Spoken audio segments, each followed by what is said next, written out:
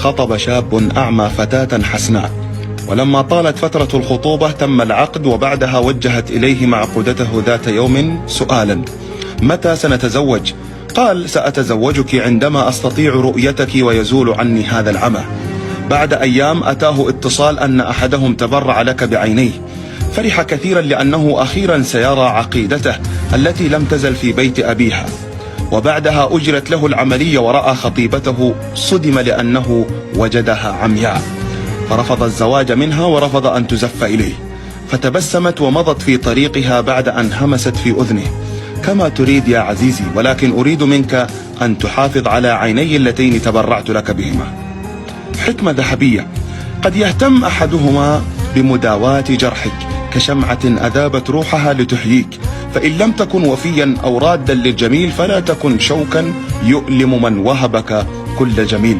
نحن في زمن أصبح الوفاء ورد الجميل عملة نادرة، فاصنع الخير دون أن تنتظر جزاء، ففي السماء ربا يعلم بكل شيء.